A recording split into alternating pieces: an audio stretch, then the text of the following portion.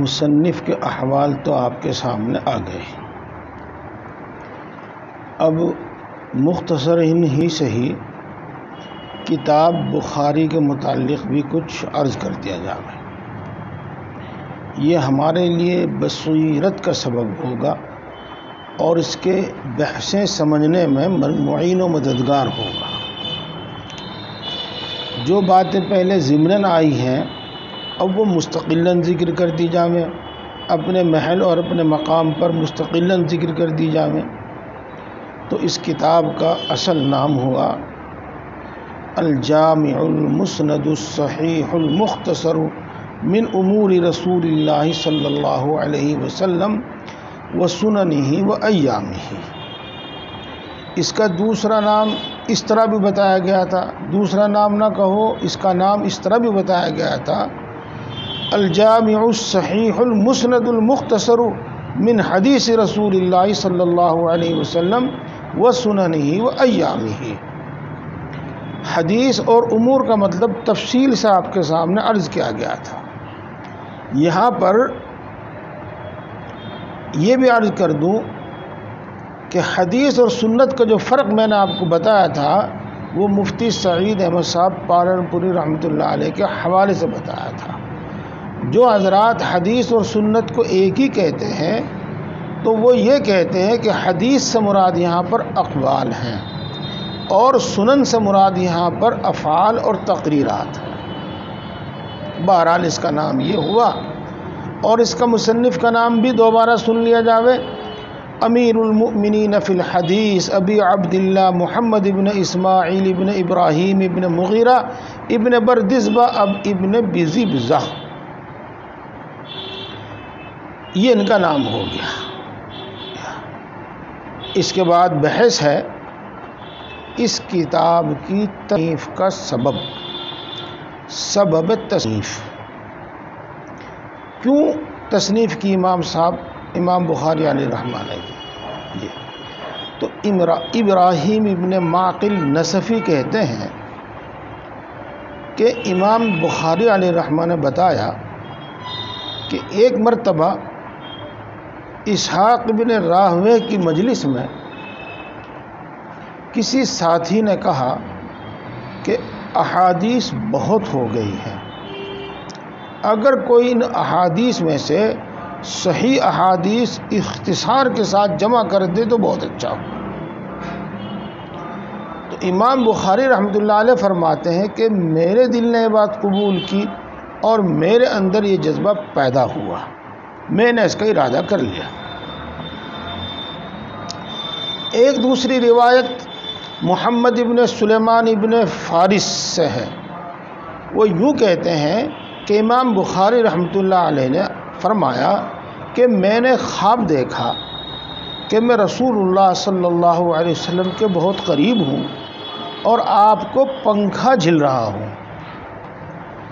میں نے بعض معبرین سے اس کی تعبیر پوچھی تو انہوں نے فرمایا انت تذب الکذب عن رسول اللہ صلی اللہ علیہ وسلم، آپ رسول اللہ صلی اللہ علیہ وسلم سے ان باتوں کی مدافعت کریں گے جو آپ پر جھوٹ موٹ کہہ دی گئی ہیں.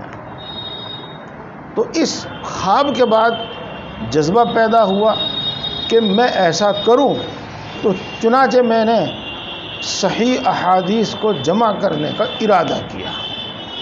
تو یہ دونوں سبب بھی ہو سکتے ہیں، ان میں دونوں میں کوئی منافات اور کوئی تضاد نہیں ہے.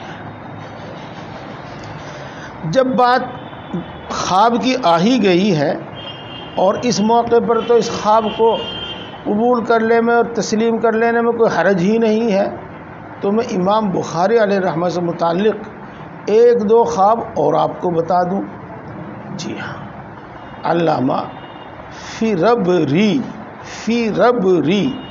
یہ ان کے ایک شاگرد ہیں، ان کا ایک نسخہ بھی ہے، یہ شاگرد ہیں ان کے.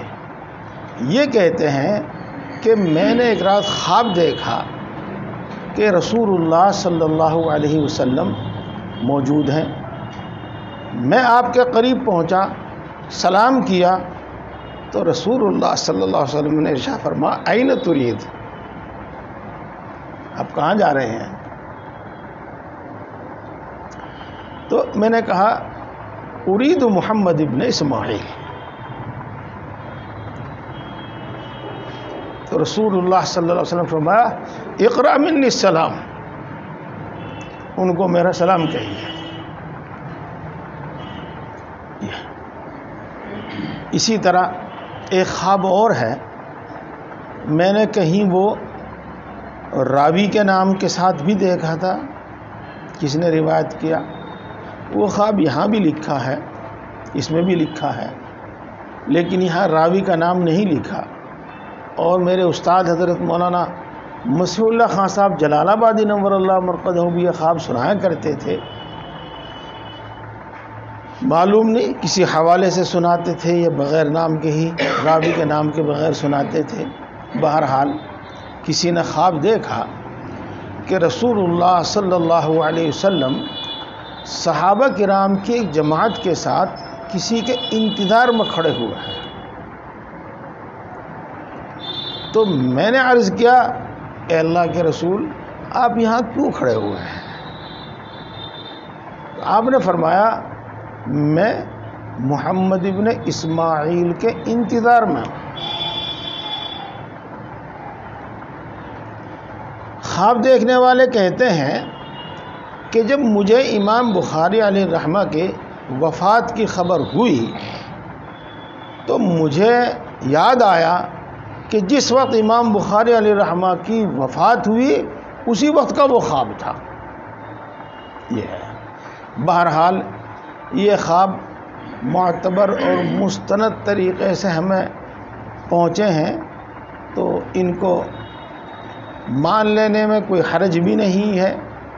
ہاں اتنا ضرور ہے کہ اس وقت جو خوابوں کی کثرت ہو گئی ہے اور ہر آدمی اپنے شیخ کی اور اپنے وظیفے کی اور اپنے ادارے کی اور اپنی جماعت بلکہ اپنے جلسے اور اجتماع کی قبولیت کے واسطے جو خواب سنانے لگے ہیں تو ان سے پرہیز کرنا چاہیے. میں عرض کر دیا کرتا ہوں کہ رسول اللہ صلی اللہ علیہ وسلم کی خواب کی باتوں کے بجائے بیداری کی باتوں پر عمل کریں. بہرحال اس کا سبب تصنیف یہ ہے. اس کے بعد پھر جو آپ سن چکے ہیں دوبارہ عرض کیا جاتا ہے اس کی تصنیف کہاں ہوئی، اس کو مصنف علیہ الرحمہ نے کس جگہ لکھا، کس جگہ جمع کیا.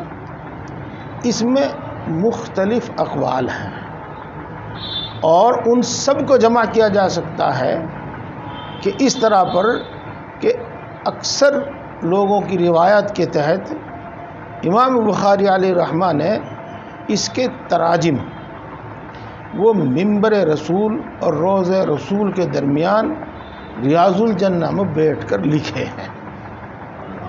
روایت تو صرف اتنی ہی آتی ہے.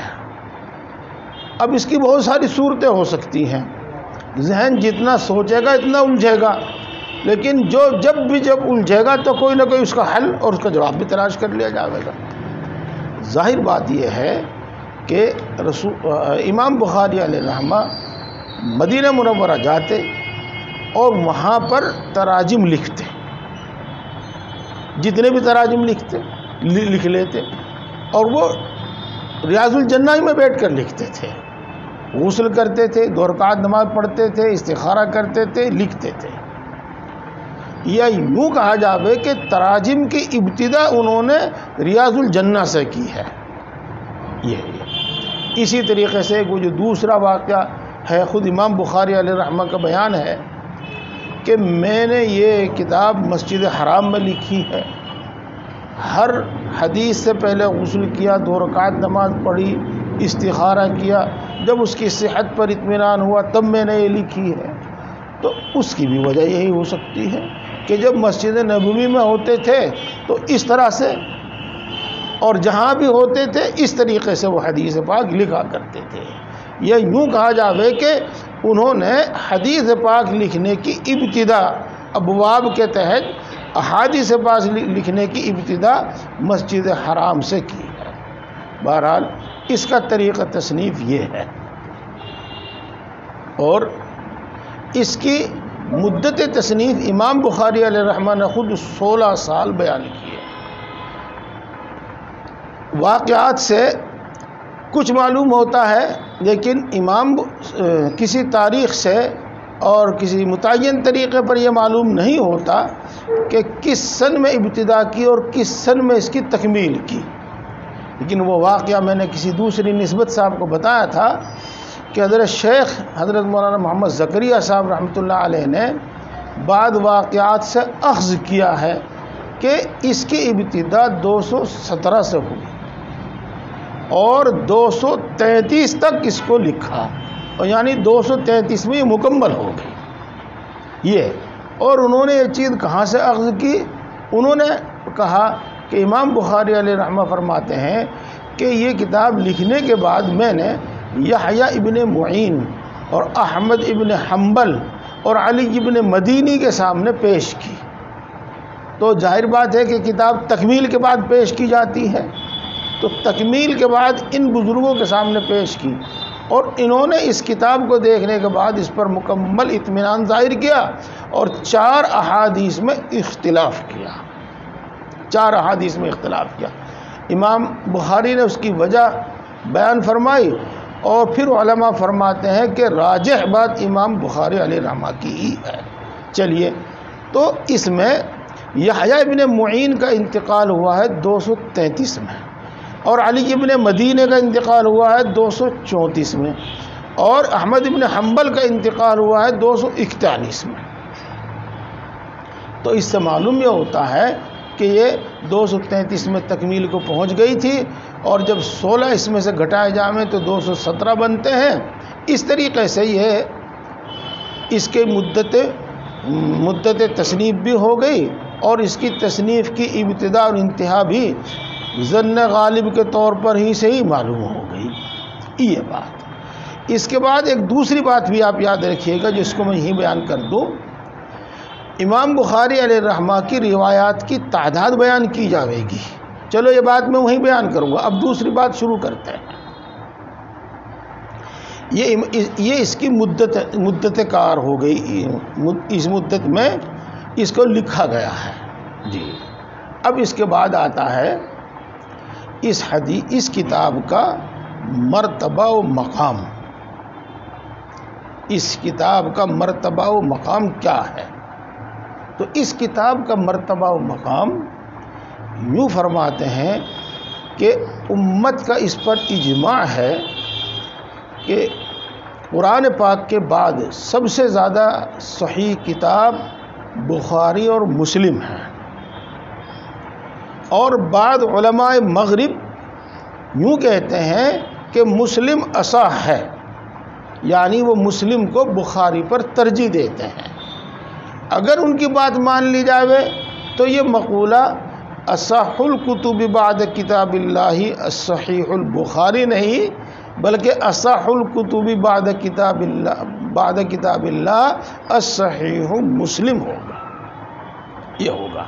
لیکن جمہور علماء اس بات کو نہیں مانتے، بلکہ جمہور علماء بخاری شریف ہی کو ترجیح دیتے ہیں اور اسی کو اصح الکتب بتاتے ہیں۔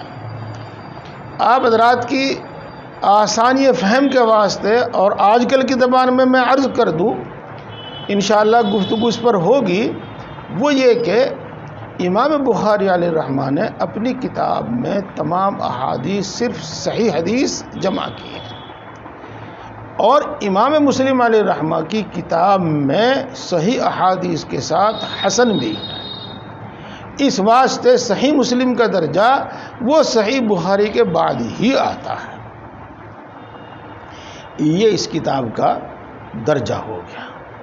اب اس کے بعد یہ ہے سوال کہ اس میں احادیث کتنی ہیں، بخاری کی روایات کی تعداد کتنی ہے۔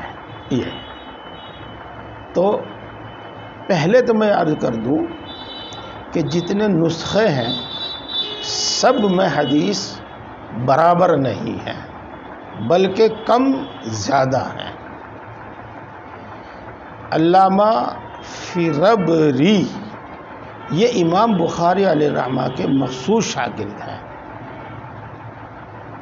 ان کے ایک دوسرے اور ہے حماد بن شاکر، تو حماد بن شاکر کے نسخے میں فربری کے نسخے سے 200 حدیث کم ہے، اور ابراہیم ابن معقل نصفی میں 300 حدیثیں کم ہیں۔ تو اس واسطے یہ حدیث کم زیادہ ہیں۔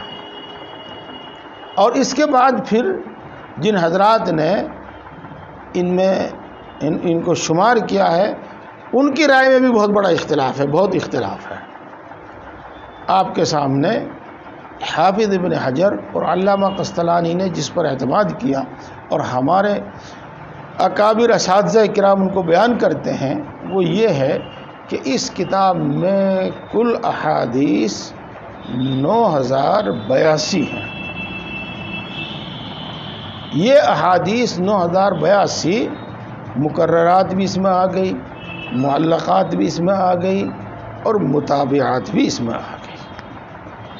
پھر اس میں سے مسند احادیث مکررات سمیت 7397 ہیں، اور معلقات 1341 ہیں، اور متابعات 344 ہیں۔ جب آپ ان کا میزان لگائیں گے تو 9082 ہو جائے گا یہ۔ لیکن اس کے بعد ایک دوسری بحث اور یاد رکھیے گا کہ معلقات بخاری 2 طرح کی ہیں۔ ایک وہ جن کی خود بخاری نے کسی دوسرے مقام پر تخریج کر دی ہے، اور جب بخاری نے دوسرے مقام پر ان کی تخریج کر دی ہے تو اب وہ بھی مسند ہو گئی ہے، یہ ہے۔ اور متابعات جو ہیں وہ خود مسند ہیں، متابعات کی تفسیر آئے گی تو وہ مسند ہیں۔ لہذا اب بات صرف یہ رہ جاتی ہے کہ بخاری میں مسند حدیثیں کتنی ہیں اور معلقات کتنی ہیں، سب بات صرف یہ رہ جاتی ہے۔ تو سمجھو کہ مسند احادیث مع مکررات کے تو آپ کے سامنے آ گئی 7397۔ اب سمجھ لیجئے گا کہ مسند احادیث مکررات کے بغیر، مکررات کو حذف کر کے 2602 ہیں، 2602 ہیں۔ اور معلقات جن کی تخریج نہیں ہوئی ہے بس اب وہ باقی ہیں، اور وہ 141 ہیں، 159 ہیں، 159 ہیں۔ تو اب کل حدیث بخاری مکررات کو حذف کر دینے کے بعد 2761 ہوئی ہیں، 2761 ہوئی ہیں۔ یہ اس کی کتابوں سے متعلق، احادیث سے متعلق ان کی بات آ گئی ہے۔ اب اس کے بعد یہ ہے کہ بخاری علیہ الرحمہ نے اس کو کس نہج پر جمع کیا، ان کا موضوع مقصد کیا تھا، یہ ہے۔ اور اس سوال کی کچھ وضاحت اس طرح پر ہے کہ امام بخاری کا مقصد صرف صحیح احادیث جمع کرنا تھا یا صحیح احادیث جمع کرنے کے ساتھ کچھ اور بھی مقصد تھا، یہ۔ تو دیکھو محدثین کا اصل مقصد تو احادیث کے متن اور سند کی روایت اور حفاظت ہوتا ہے، حفظ کر کے بھی اور لکھ کے بھی، دونوں طریقے سے یہی مقصد ان کا ہوا کرتا ہے۔ لیکن بخاری شریف کو دیکھنے کے بعد معلوم یہ ہوتا ہے کہ امام بخاری علیہ الرحمہ کا مقصد صرف صحیح احادیث کو جمع کرنا نہیں تھا، بلکہ ان احادیث سے استخراج اور استنباط بھی مقصود تھا۔ اور دلیل اس کی یہ ہے کہ امام بخاری علیہ رحمہ پہلے ترجمۃ الباب قائم کرتے ہیں، اور ترجمۃ الباب قائم کرنے کے بعد پھر اس کے مطابق حدیث لاتے ہیں۔ تو گویا کہ وہ ترجمۃ الباب ان کا دعویٰ ہے، اور ایک مسئلہ ہے جس کی دلیل وہ حدیث پاک سے پیش کر رہے ہیں۔ پھر یہ بات آپ کو یاد رہے کہ ترجمۃ الباب میں امام بخاری علیہ الرحمہ کبھی تو آیت شریفہ لاتے ہیں، کبھی حدیث پاک کا ٹکڑا لاتے ہیں، انہی کو معلقات کہا جاتا ہے، اور وہ احادیث کے علاوہ صحابی کا قول بھی لاتے ہیں جن کو ہم حدیث موقوف کہتے ہیں، اور ترجمۃ الباب میں وہ تابعی کا قول بھی لاتے ہیں جن کو ہم مقطوع حدیث کہتے ہیں، مقطوع۔ بہرحال تو ترجمۃ الباب میں قرآن پاک کی آیت ذکر کرنا اور پھر کئی ترجمۃ الباب قائم کرنا، یہ اس بات کی علامت ہے کہ انہوں نے ان احادیث سے یہ استنباط اور استخراج کیا ہے۔ اس واسطے صرف اس کا منشا صحیح احادیث کا جمع کرنا نہیں ہے، بلکہ استنباط اور استخراج بھی ہے۔ یہ ہے بات ہو گئی۔ اسی واسطے کہا جاتا ہے فقہ البخاری فی تراجمہ، یہ بات ہو گئی۔ جب یہ بات ہو گئی تو اب پھر یہ بات بھی زیر بحث آوے گی کہ امام بخاری علیہ الرحمہ مجتہد ہیں یا کسی کے مقلد ہیں، اور مقلد ہے تو کس کے مقلد ہے، اور مجتہد ہے تو مجتہد مطلق ہے، مجتہد فی الفروع ہے۔ یہ کئی سوال یہاں پر پھر پیدا ہو جاتے ہیں۔ یہ ہے تو دیکھو، بات صحیح یہ ہے کہ جو صحاح ستہ کے مصنفین ہیں، ان کے بارے میں کوئی بات یقین سے نہیں کہی جا رہی ہے،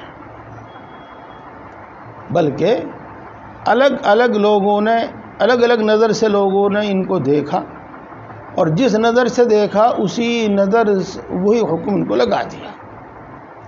چنانچہ امام بخاری علیہ رحمہ کو کچھ حضرات تو مجتہد مطلق ہی کہتے ہیں، جن میں علامہ ابن تیمیہ بھی ہیں، مجتہد مطلق ہی کہتے ہیں، اور زیادہ صحیح رائے یہ بھی ہے کہ وہ مجتہد ہی ہیں، مجتہد ہی ہیں، وہ کسی دوسرے امام کی پیروی نہیں کرتے، وہ پیروی نہیں کرتے۔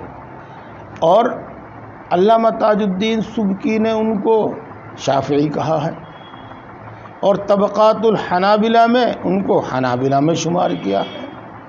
تو تین قول تو یہ ہو گئے، اور ایک چوتھا قول یہ بھی ہے کہ وہ نہ مجتہد ہیں اور نہ ہی وہ مقلد ہیں۔ بہرحال جب یہ کہا جاوے کہ نہ وہ مجتہد نہ تو مقلد، تو پھر ہے تو کیا ہے؟ لیکن صحیح بات یہی ہے کہ وہ مجتہد ہیں، اور وہ کسی امام کی پیروی نہیں کرتے ہیں۔ رہی بات یہ کہ ان کے احادیث سے، ان کے مذہب سے، ان کا مذہب کس کے مذہب کے زیادہ متفق ہے، تو وہ بات الگ ہے۔ خیر، جب بات یہاں پر یہ آ گئی کہ امام شافعی، یہ امام بخاری علیہ رحمہ مجتہد ہیں، یا یہ شافعی ہیں، یا یہ حنبلی ہیں، یا یہ مجتہد ہیں نہ مقلد ہیں، یہ اب بات یہ یہاں بھی آ جاوے کہ احناف سے بھی ان کا کوئی تعلق ہے کہ نہیں ہے۔ خیر، بات یہ ہے، میں یہ لفظ ذرا احتیاط سے آپ کے سامنے عرض کر رہا ہوں، میں نے تو ابھی اتنا زیادہ مطالعہ نہیں کیا، لیکن میں سنتا ہوں کہ امام بخاری علیہ رحمہ احناف سے تو بہت چڑھتے ہیں۔ خیر، جو بھی کچھ ہے اپنی جگہ پر ہے، لیکن میں آپ کو یہ بتا دوں کہ امام بخاری علیہ رحمہ کی کتاب میں 22 ثلاثیات ہیں، 22 ثلاثیات، اور ثلاثی اس حدیث کو کہتے ہیں کہ مصنف اور رسول اللہ صلی اللہ علیہ وسلم کے درمیان صرف 3 واسطے ہوں۔ تو سب سے زیادہ ثلاثیات بخاری میں ہیں، اور ان کی تعداد 22 ہے، اور کمال کی بات یہ ہے کہ ان 22 میں سے 20 احادیث، 20 ثلاثیات وہ شیوخ احناف سے مروی ہیں، شیوخ احناف سے مروی ہے۔ کسی دوسرے مقام پر انشاءاللہ اس سلسلے میں بات آوے گی، تحقیقی بات اسی وقت آوے گی۔ اس وقت میں ضمناً ایک بات عرض کر رہا ہوں کہ امام بخاری علیہ رحمہ کا مذہب تھا کہ ایمان یقین اور عمل دونوں کا مجموعہ ہے، دونوں کا مجموعہ ہے۔ ایمان اور عمل دونوں کا مجموعہ ایمان ہے، اور یقین اور عمل دونوں کا مجموعہ ایمان ہے۔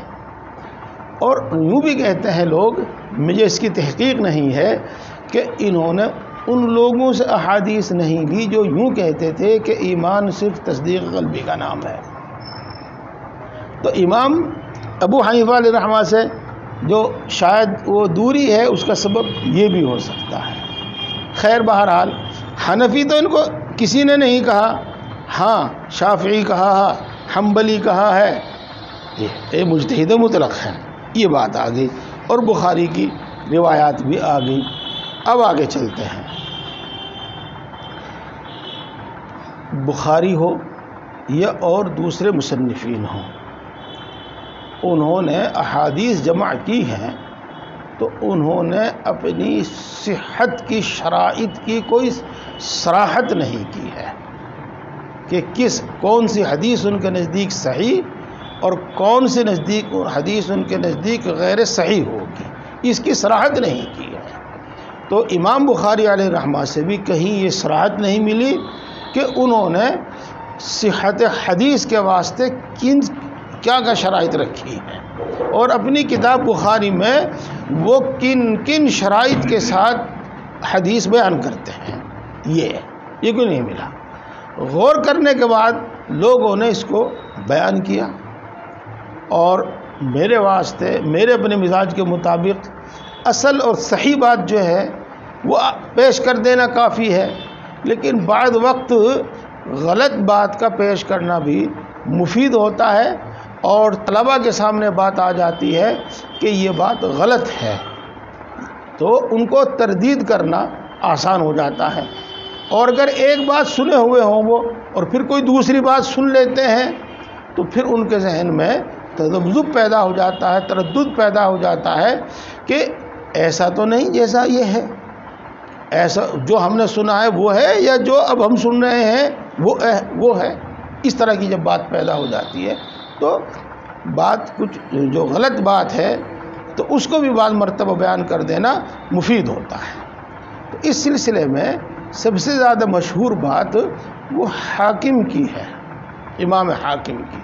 وہ یوں کہتے ہیں کہ بخاری کے روات کے واسطے شرط یہ ہے کہ صحابی وہ ہو جس کی رسول اللہ صلی اللہ علیہ وسلم سے روایت مشہور ہو،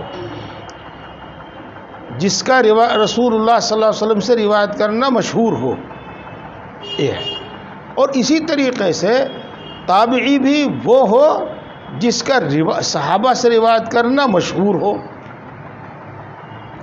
اور صحابی کے بعد جو تابعی ہو وہ کم سے کم صحابی سے 2 تابعی روایت کرتے ہوں، 2 تابعی روایت کرتے ہوں، اور اس کے بعد تابعی یعنی تیسرے درجے میں بھی، تیسرے طبقے میں، روات کے تیسرے طبقے میں بھی کم سے کم 2 راوی ہوں، اور روات کے چوتھے طبقے میں شرط یہ ہے کہ وہ راوی حافظ و متقن ہو۔ اور امام بخاری علیہ رحمہ اپنے مشائخ میں سے بھی صرف انہی کی حدیث بخاری میں لاتے ہیں جو ان کے اساتذہ حافظ اور متقن ہیں۔ تو دیکھو یہ بہت سخت شرطیں ہو گئی ہیں، بہت سخت شرطیں ہو گئی ہیں، اور ماہرین بخاری یوں کہتے ہیں کہ جب ان کو بخاری کی حدیثوں پر پرکھا گیا تو یہ شرائط صحیح ثابت نہیں ہوئے، یہ شرائط صحیح ثابت نہیں ہوئے۔ پھر ایک کوئی علامہ میاجی صاحب ہے، علامہ بھی ہیں، میاجی صاحب بھی ہیں، وہ یوں کہتے ہیں کہ امام بخاری علیہ رحمہ کی صحت کی شرط یہ ہے کہ صحابی بھی کم سے کم 2 ہونے چاہیے۔ تو اب مطلب یہ ہوا کہ ہر طبقے میں کم سے کم 2 راوی ہونے چاہیے۔ تو ہم ایسی حدیث کو عزیز کہتے ہیں، صحیح ہونے کے ساتھ ساتھ عزیز کہتے ہیں اس کو. تو اس کا مطلب یہ ہوا کہ بخاری میں تمام حدیثیں عزیز ہیں، لیکن ایسا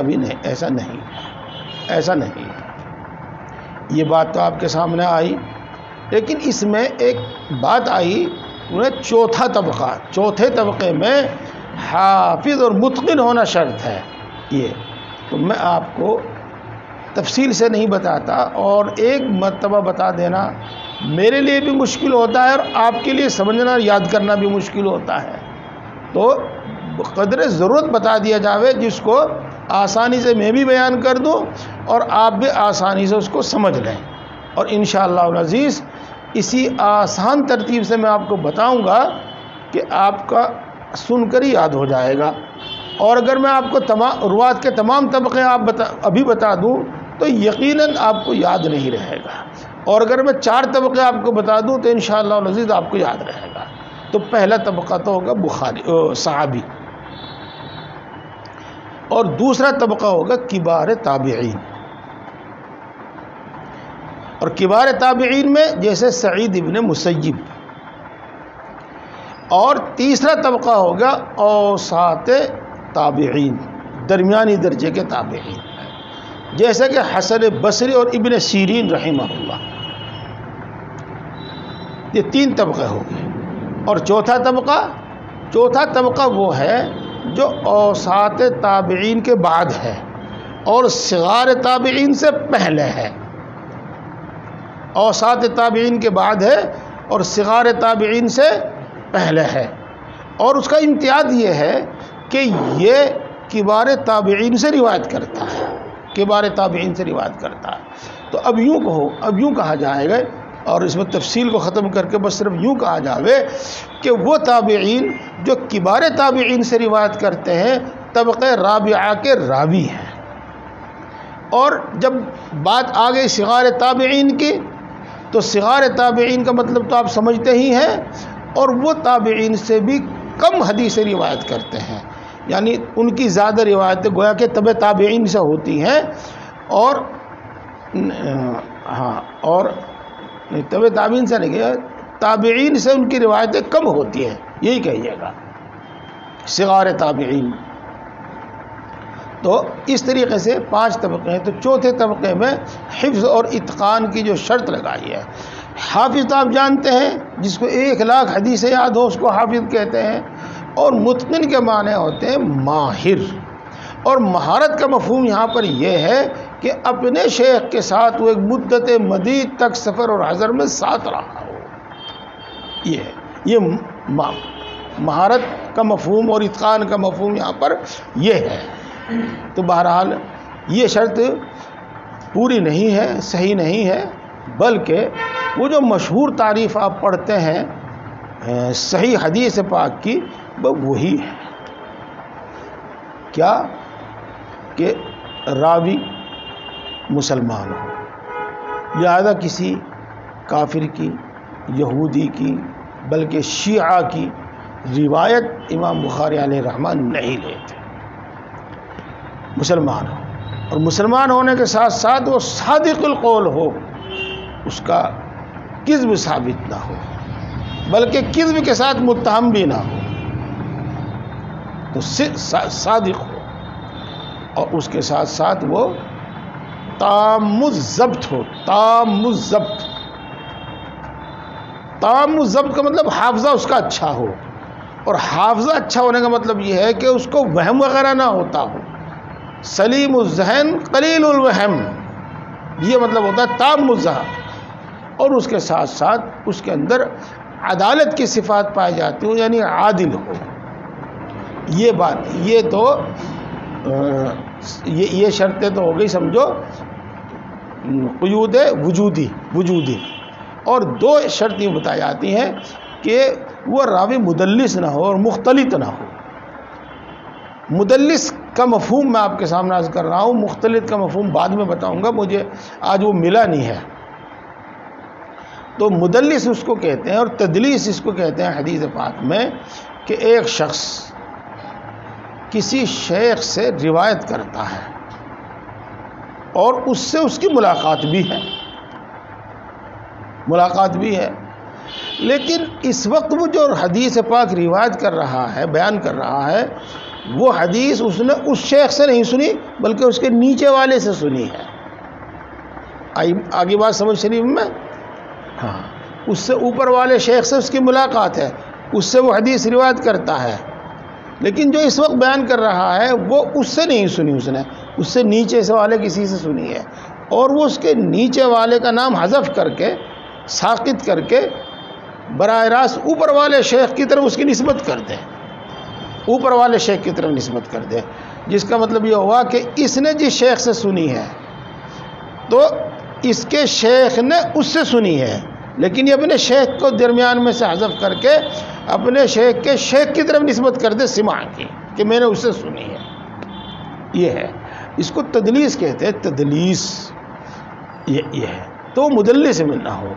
اور اسی واسطے کہا جاتا ہے کہ امام بخاری علیہ الرحمہ صرف صحیح اور متصل اور مرفوع احادیث لاتے ہیں، مقطوع نہیں لاتے. یہ ہے بات، یہیں تک ہے. اس کے علاوہ اصولی بات تو یہی ہو گئی ہے.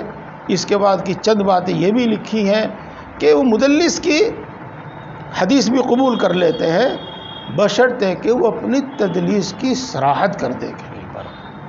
اور اسی طریقے سے اکثر و بیشتر امام بخاری علیہ الرحمہ ان لوگوں کی احادیث بیان کرتے ہیں جن کی ثقافت پر سب متفق ہوں، لیکن یہ شرط لازمی نہیں ہے. اور اکثر و بیشتر امام بخاری علیہ الرحمہ حافظ اور متقن کی روایت بیان کرتے ہیں، لیکن یہ ان کے